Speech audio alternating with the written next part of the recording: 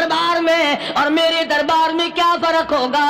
وہ کافر کا دربار ہے، یہ شہنشاہ کائنات کا دربار ہے، رحمت للعالمین کا دربار ہے، ساقی کوثر کا دربار ہے، شافی محشر کا دربار ہے، اللہ کے محبوب کا دربار ہے، آمنہ کے در یتیم کا دربار ہے، فاطمہ الزہرا کے ابا کا دربار ہے۔ اور بلال جلدی کر میرے دربار میں کافر کی بیٹی آئے، میں اس کا بھی پردہ کروں گا۔ یہ تو پہلے بتاؤ کہ تم مسلمان بھی ہو کہ نہیں؟ مسلمان یوں ہوا کرتے، آنکھ مسلمان والی نہیں، زبان مسلمان والی نہیں، ہاتھ مسلمان والا نہیں، دل مسلمان والا نہیں، نیت مسلمان والی نہیں، یہ مسلمانی ہے؟ صحابہ اکرام رضوان اللہ تعالیٰ علیہ مجمعین، اللہ تعالیٰ کی کروڑ رحمت نازل ہو حضرات صحابہ اکرام کی قبروں پہ۔ السلام علیکم دوستو، آج کا بیان ہے یہودی لڑکیوں کو رلا دینے والا واقعہ۔ یہ بیان آپ کے دل اور دماغ دونوں کو ہلا دے گا، تو چلیے زیادہ وقت ضائع نہ کرتے ہوئے شروع کرتے ہیں آج کا یہ مبارک بیان۔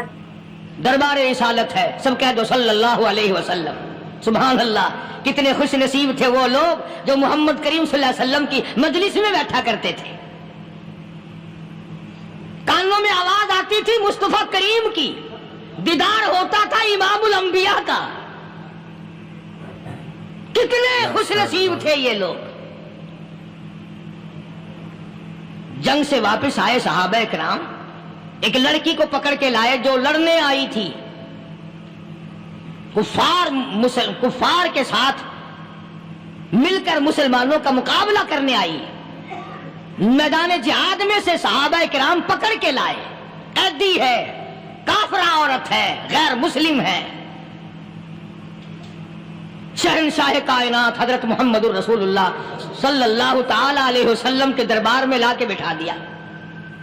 ننگے سر ہے، ننگے منہ ہے، ننگے ہاتھ پیر ہیں۔ اللہ اکبر، اللہ اکبر۔ کبھی آپ نے سوچا نہیں کہ تو کتنے بڑے نبی کا امتی ہے، کتنے بڑے سردار کا غلام ہے؟ رحمت والی چادر اتار کر فرمائی، او بلال یہ میری چادر لے لے، اس لڑکی کے سر پہ ڈال دے، پردہ کرا دے۔ عرض کیا گیا کسی کافر کی لڑکی ہے، یہودی کی لڑکی ہے، عیسائی کی لڑکی ہے، غیر مسلم کی لڑکی ہے، میدان جہاد سے گرفتار کر کے لائی گئی، قیدی لڑکی ہے، لڑنے آئی تھی، مارنے آئی تھی، اسلام کی دشمن ہے، دین کی دشمن ہے، قرآن کی دشمن ہے، مذہب کی دشمن ہے، خدا اور اس کے رسول کی دشمن ہے۔ اللہ تعالیٰ کے نبی حضرت محمد کریم صلی اللہ علیہ وسلم نے فرمایا، او لوگو ٹھیک ہے، لڑکی کافر کی ہے، کفر کی حالت میں پلی ہے، کفر پھیلانے آئی ہے، کفر کو بچانے آئی ہے، اسلام کا مقابلہ کرنے آئی ہے، اسلام کو مٹانے کے لیے آئی ہے، پر اے میرے دیوانوں یہ تو بتاؤ، اپنے باپ کافر کے دربار میں بھی ننگے سر بیٹھے اور میں کالے کملی والے کے دربار میں بھی ننگی بیٹھے۔ سبحان اللہ۔ پھر اس دربار میں اور میرے دربار میں کیا فرق ہوگا؟ وہ کافر کا دربار ہے، یہ شہنشاہ کائنات کا دربار ہے، رحمت للعالمین کا دربار ہے، ساقی کوثر کا دربار ہے، شافی محشر کا دربار ہے، اللہ کے محبوب کا دربار ہے، آمنہ کے در یتیم کا دربار ہے، فاطمہ الزہرا کے ابا کا دربار ہے۔ اور بلال جلدی کر میرے دربار میں کافر کی بیٹی آئے، میں اس کا بھی پردہ کروں گا۔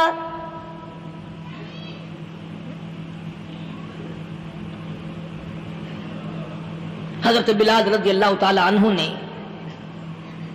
ذرا ایک اور لطیف سی بات ہے، تھوڑی سی باریک سی، اگر آپ سوچیں، لڑکی ہے تو کافرہ، لڑکی ہے تو بے دین، ہے تو اسلام کے دشمن۔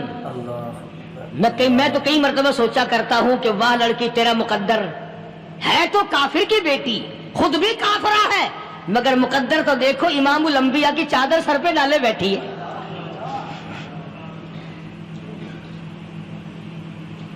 کہاں سوچیں یہ چیزیں، ہمارے دماغ یہاں تک کہاں رسائی کرے؟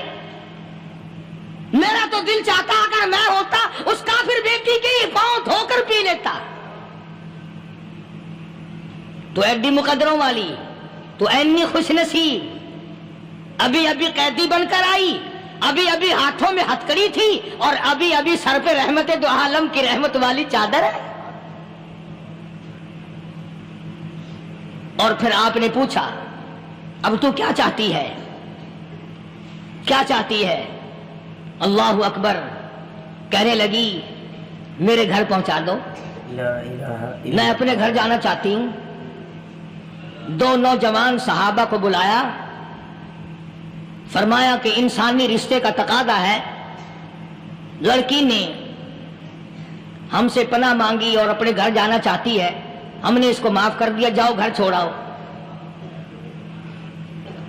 اب گھر پہنچانے کا مطلب یہ تو تھا نہیں کہ حسین گائی پہنچا دو، دولت گیٹ پہنچا دو، خدا جانے کتنی دور گھر ہوگا، لڑنے جو آئی تھی۔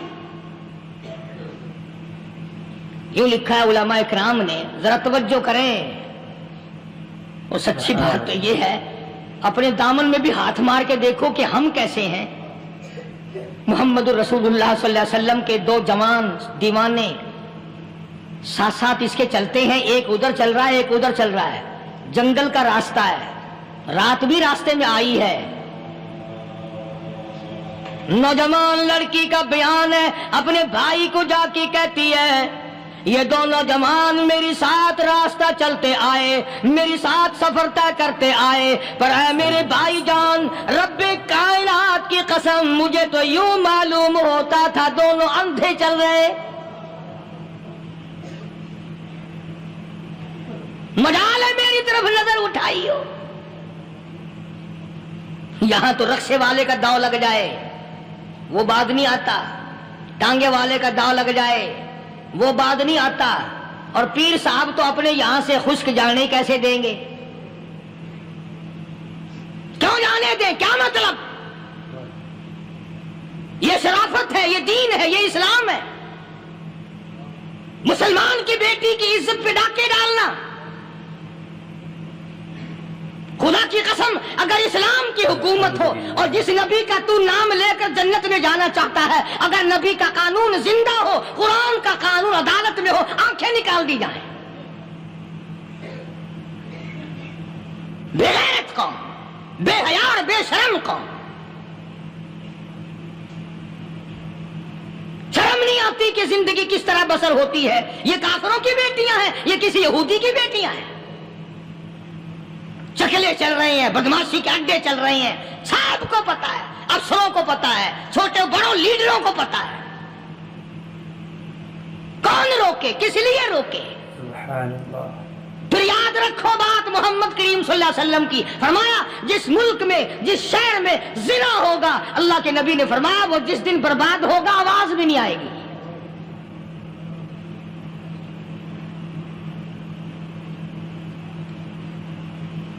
مسلمانوں کے یہاں سے ہو کر دربار نبوت سے چل کر رحمت دو عالم صلی اللہ تعالی علیہ وسلم کی چادر اوڑھ کر لڑکی اپنے گھر پہنچی۔ بھائی نے پوچھا بتا مسلمانوں نے تیرے ساتھ کیا برتاؤ کیا؟ مسلمان تجھے پکڑ کے لے گئے تھے، اتنی خوبصورت ہے تو، ایسی حسینہ ہے، شباب تیرا، حسن تیرا، جمال تیرا، شکل و صورت نرالی، نقش نرالے، آنکھیں تیری نرالی، چہرہ تیرا نرالا، لب تیرے نرالے، قد و قامت تیری نرالی، حسن تیرا شان والا، جوانی شباب ہے، بتا مسلمانوں نے تیری ساتھ کیا گزری؟ رونے لگی اور کہنے لگی تو میرا ماجایا بھائی ہے، پر میں کیا بتاؤں، زمین و آسمان کے مالک کی قسم، سمندروں کے پیدا کرنے والے کی قسم، درختوں کی پتی پیدا کرنے والے کی قسم، ان پہاڑوں اور زمین کے ذرات کو پیدا کرنے والے کی قسم، جو میری عزت کی حفاظت محمد کے غلاموں نے کی ہے، وہ تو ماجایا بھائی بھی نہیں کر سکتا۔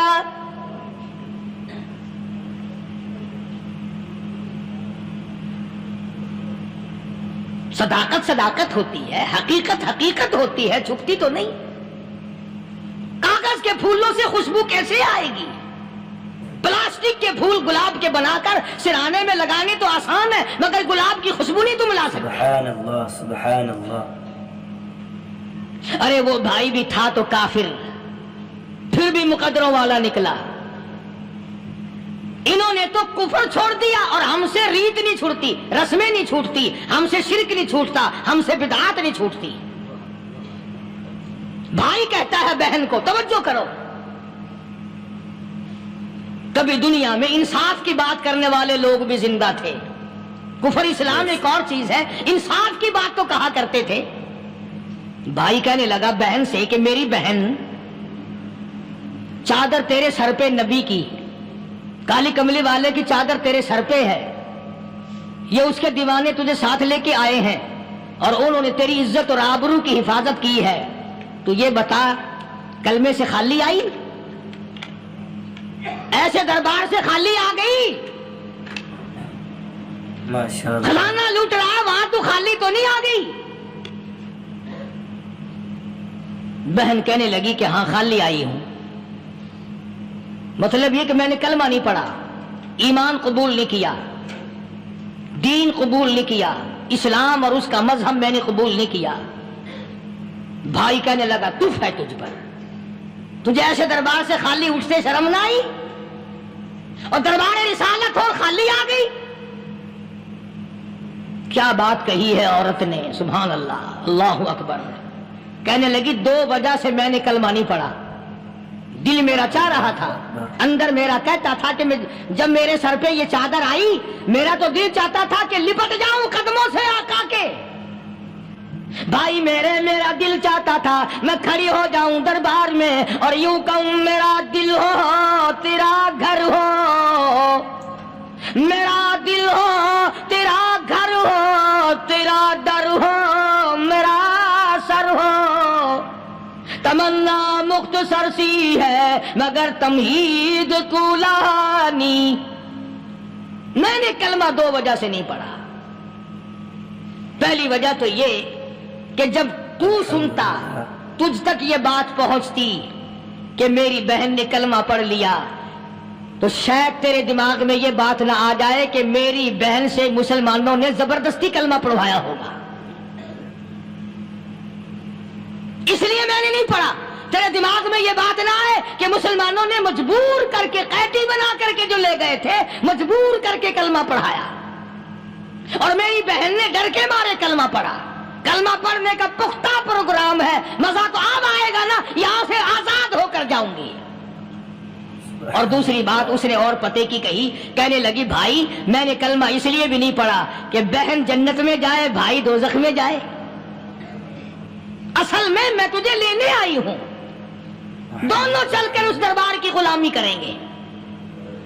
میں نے یہ خوف کھایا کہ میرا بھائی غصے میں آ کر کفر پر اور مضبوط نہ ہو جائے، اس لیے مجھے آنے کی کوئی ضرورت نہیں تھی. اور کہنے لگی او میرے بھائی وہ دربار کوئی واپس آنے کا تھوڑا ہی ہے، وہاں تو جو گیا قربان ہو گیا، جو گیا قربان ہو گیا.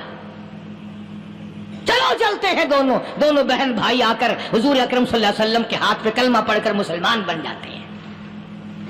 وہ نبی کی ایک بات دیکھ کر کلمہ پڑھ کر مسلمان بن گئے. ہمارے سامنے لاکھوں حدیثیں، ہزاروں قرآن کی آیتیں ہیں، پر ہم آج تک مسلمان نہ بنے.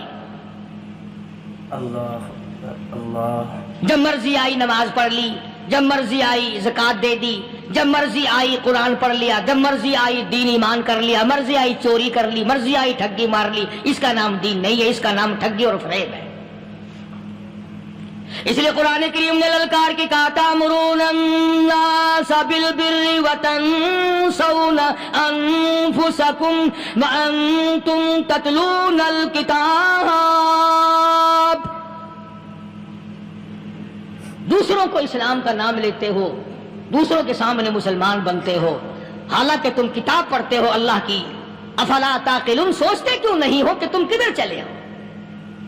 کیا پروگرام بنائے بیٹھے ہو؟ زندگی کا لاہ عمل یہ تو نہیں ہونا چاہیے جو تم نے بنایا ہوا ہے.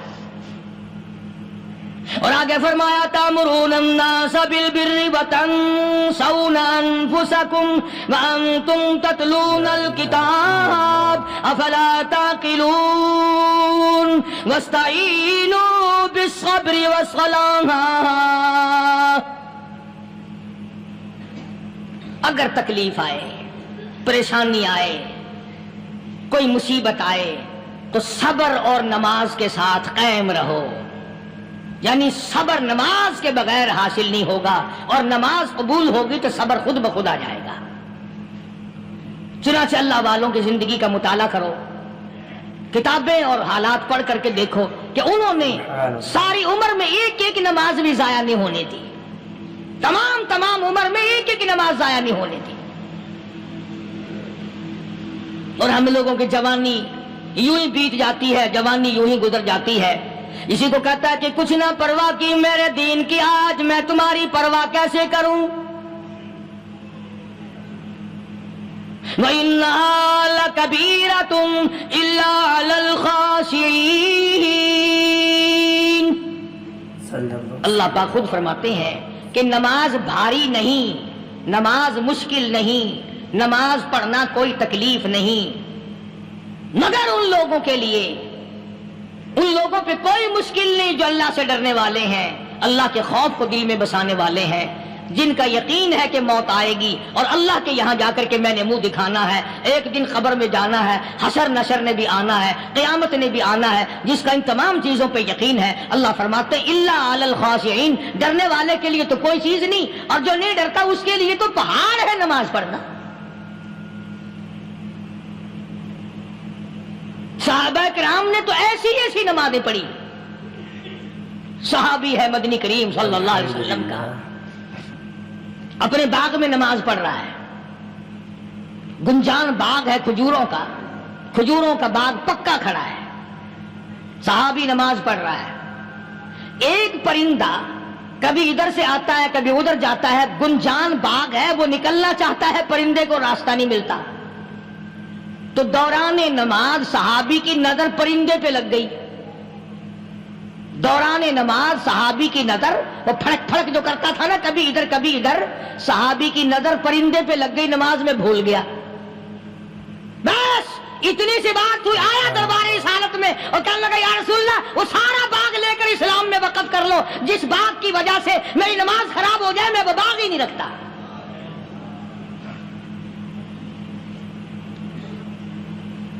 ہمارے یہاں بھی کوئی عظمت ہے نماز کی, کون پرواہ کرے. ان لوگوں کے یہاں تمام کا تمام نظام دین کا اپنا بنایا ہوا نہیں, جو دربار رسالت صلی اللہ علیہ وسلم سے نظام ملا نماز کا, انہوں نے صحیح معنوں میں وہ قائم کیا. کیسی مشکل میں ہوئے, کہیں بھی ہوئے, جس حالت میں بھی ہوئے, نماز پڑھنی ہے, ادا کرنی ہے. چنانچہ ان کی نمازوں میں اتنی برکت تھی. سیدنا امیر معاویہ رضی اللہ تعالی عنہ کی حکومت ہے, صحابہ اکرام ابھی زندہ ہیں. افریقہ کے گھنونے جنگل میں بہت بڑے صحرا میں چھاونی بنانے کا پروگرام بنایا. بڑے جنگل ہیں, بڑے درخت ہیں, بڑی بھیڑ بھاڑ ہے, بڑے جانور ہیں, شیر ہیں, چیتے ہیں, گھگیاڑ ہیں, بڑے بڑے موذی جانور ہیں. تو اس علاقے کے لوگوں نے بتایا کہ تم مار کھاؤ گے, یہاں تو بڑے بڑے جانور تمہیں کھا جائیں گے, تم یہ کیا سوچ کر آئے ہو, تمہیں یہ نہیں چھوڑیں گے, جانور کھا جائیں گے, تمہیں یہاں چھوڑی بناؤ گے. صحابہ کہنے لگے نہیں, ہمارے پاس ہتھیار ہے. کمانڈر کہنے لگا, ایک صحابی تھا حضور اکرم صلی اللہ علیہ وسلم کے زمانے کا دیدار کرنے والا, بڑا دیوانہ پروانہ. کمانڈر نے اسے حکم دیا تو 2 وضو کر, 2 رکعت نماز ادا کر, اور 2 رکعت نماز ادا کرنے کے بعد درخت پہ چڑھ جا, اور درخت پہ چڑھ کر یہ آواز لگا, او جنگل کے ہاتھیوں, او جنگل کے بھگیاڑوں, او جنگل کے شیروں, او جنگل کے موذی جانوروں, اور ناگ وٹھوؤں, اور سانپ بیچھوؤں, اور فلاں جانوروں, اور فلاں جانوروں, ہم غلام ہیں محمد عربی صلی اللہ تعالی علیہ وسلم کے, اور میں تمہیں حکم دیتا ہوں 24 گھنٹے کی اجازت ہے, 24 گھنٹے کے اندر اندر تمام جنگل خالی مانگتا ہوں.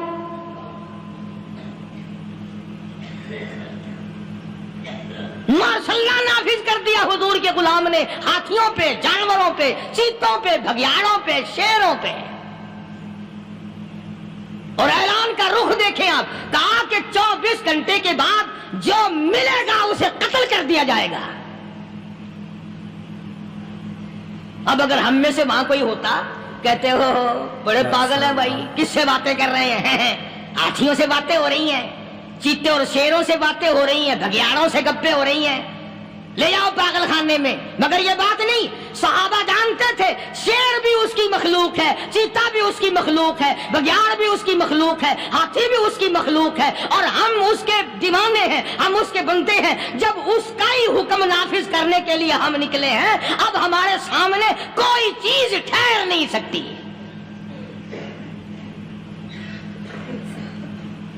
تاریخ شاہد ہے.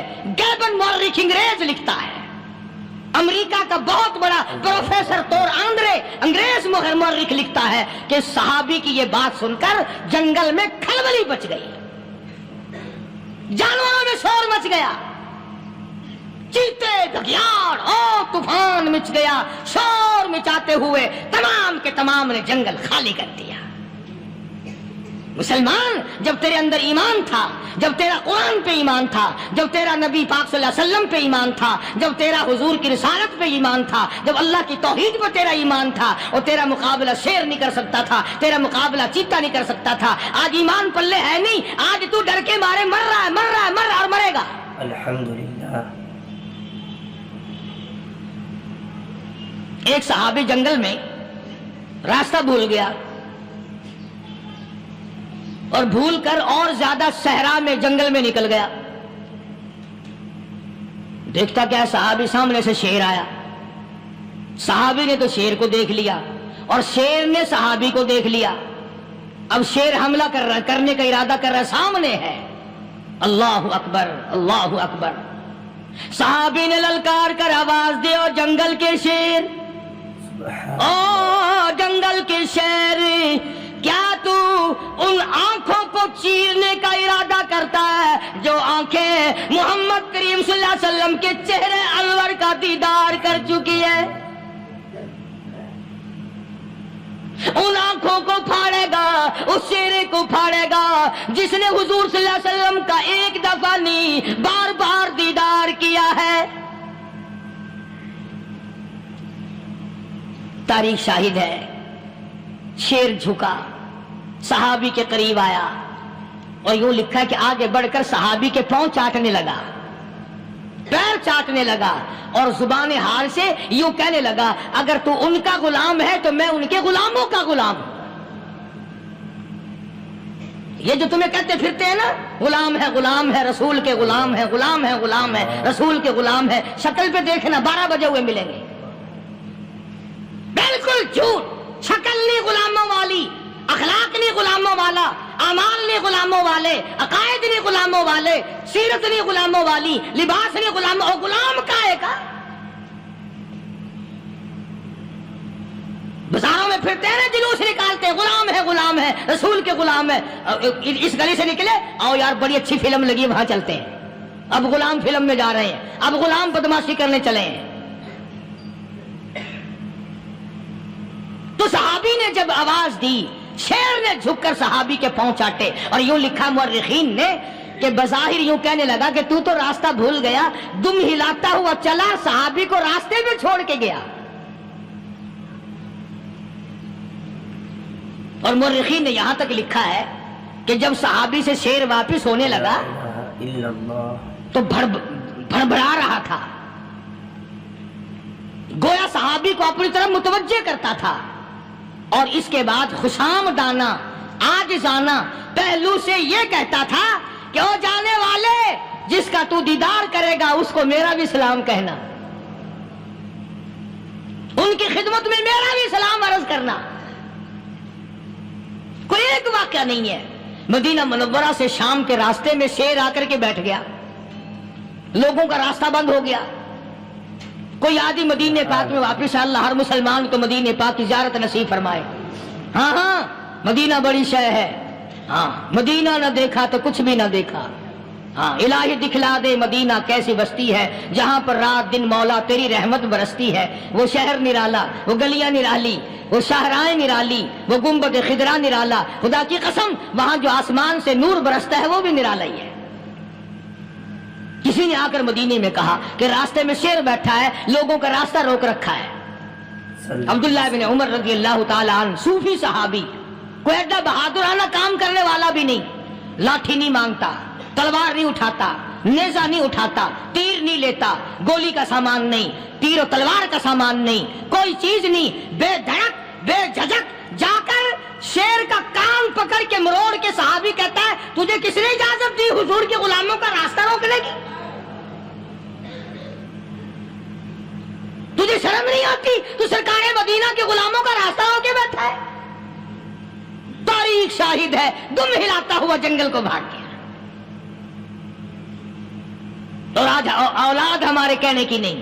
شیروں کو تو کیا منائیں گے, اولاد نہیں مانتی, بیوی نہیں مانتی, کچھ اپنا بھی قصور مانو نا, کچھ گڑبڑ ہے نا اندر.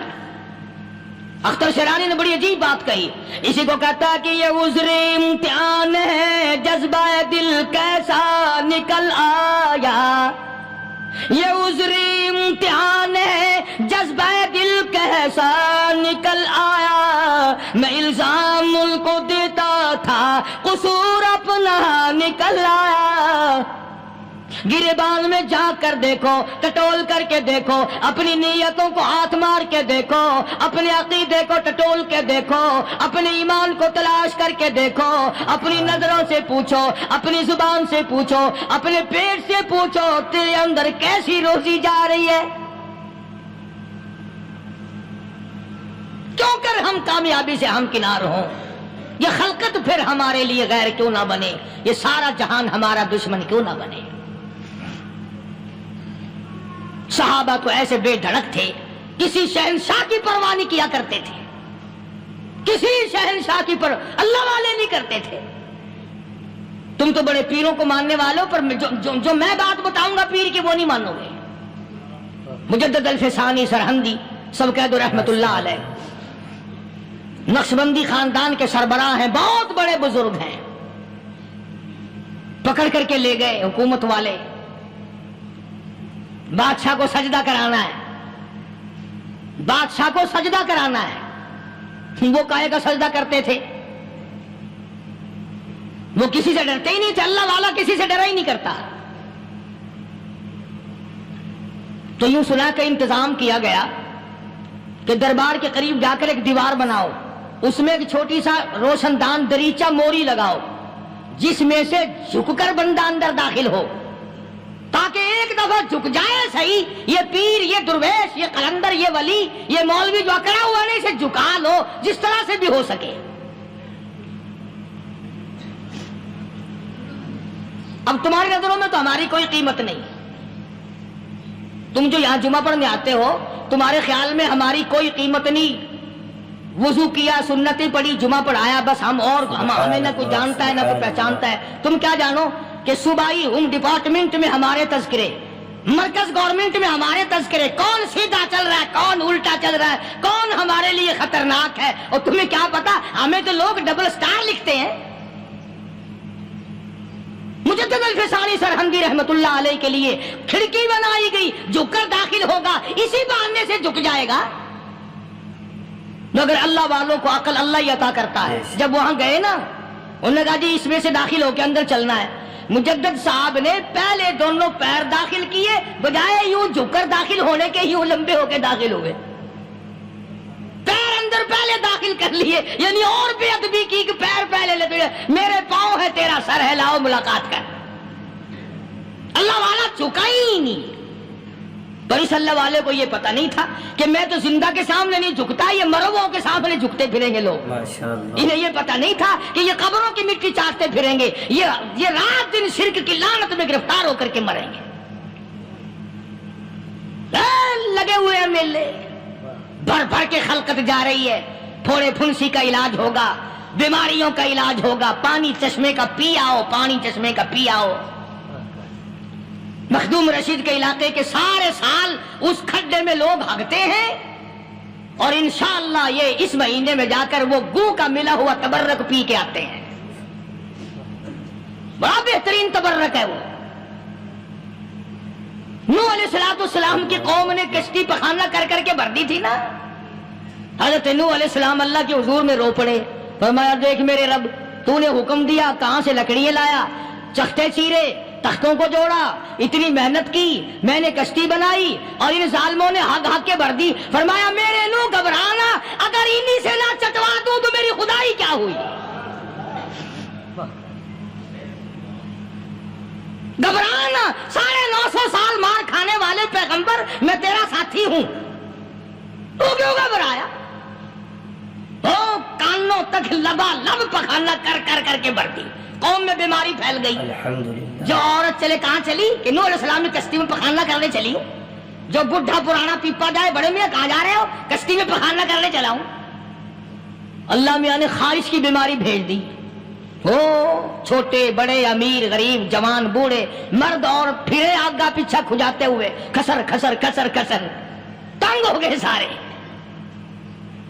वो एक बुढ़ा बड़ा खारिश का मारा हुआ तंग बीमार भी बाद ना आया। वो कश्ती के किनारे पे बैठ के पखाना करने लगा ना, पैर फिसल गया धड़म अंदर तबर्रुक के। अब वो सारी जान लिथड़ गई, सारा सन गया। बाहर आके पानी पूनी से साफ किया, वो जहां जहां गंदगी लगी थी ना वो खारिश ही खत्म हो गई। चढ़ गया दरख्त पे, कहने लगा आओ खारिश की दवा मिल गई, बीमारी का इलाज मिल गया, आओ आओ मुफ्त। आ गई दुनिया बीमारी में, और क्या चाहिए? भागी भागी खल्क। उन्होंने कहा कहा है? उन्होंने कहा बज़ाहिर देखने में ये गंध है, ये खाज की दवा है, मल्ला उठा के लब भर भर के लोग।